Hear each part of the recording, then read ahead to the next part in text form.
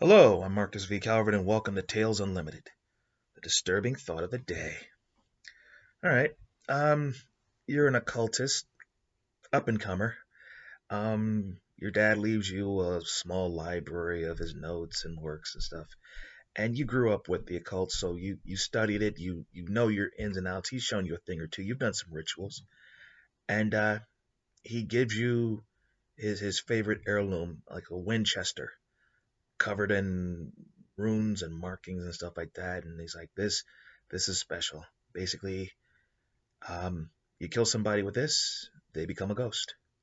And you're like, really? Yeah. And you can basically control them. And this is, your dad on his deathbed. He's like, son, shoot me and I will be your guide for all eternity. What do? You pull out a Luger and shoot him. Just a regular Luger.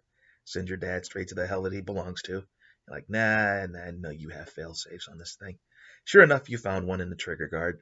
If you shot your dad, you would have switched places, and yeah, you'd be going to hell, and he'd have your younger body, just like he did to his father. No. So what you then proceed to do is you say, okay, what am I going to do with my life, my newfound fortune here? Mm, well, after securing, burying the body, securing this, securing that, making sure that someone else gets charged and convicted with your murder, blah blah blah. Um, you decide to take over the world in not so many steps. And the best way to take over the world is, of course, if no one knows you're taking over the world. So what do? You hire some discreet talent who discreetly grab the smartest people alive. Good, bad, you don't care. If they can be grabbed cleanly, those are the ones you want. The ones who are too protected, too high profile, attached to hero teams, whatever, leave them alone. And you're grabbing geniuses and you're personally putting the Winchester to them and killing them. And as they die and they come back, loyal, subservient, brilliant ghosts who can work 24/7 nonstop, you basically tell them what you want. And they put their heads together and come up with multiple plans for taking over the world. And one of them's got to work.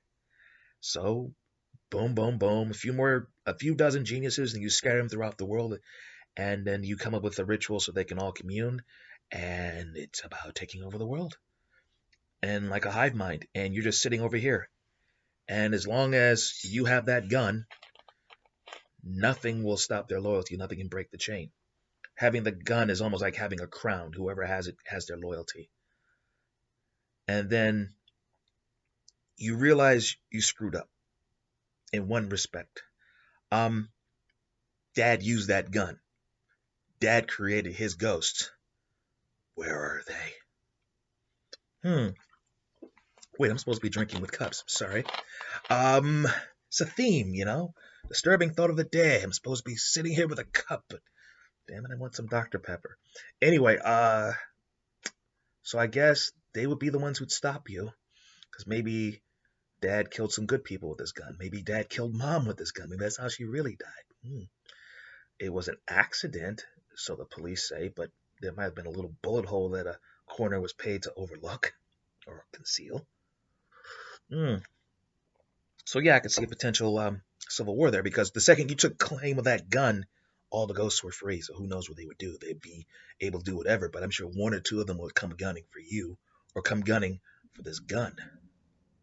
A ghost with a ghost maker weapon. That would be interesting. That no one's done that, I think. There's anime. Who knows what anime has done? But that's how I'd roll. Okay, I'm Marcus V. Calvert. And this is my disturbing thought of the day. See, cup, yeah. Please check out talesunlimited.net for the podcast and the book links. What are the podcasts? Well, there is the Battery Daily Prompt and a disturbing thought of the day. Also, there are book links. They'll take you straight to Amazon. Made some tweaks to the website. Should be more user-friendly. Just check them. And they'll take you there, and the books are available in ebook and print. What are these series about? Well, the series is, let's see. Start with Battery. I always do. It's about 200 writing prompts, and it's also about a little wisdom on how to write that first novel.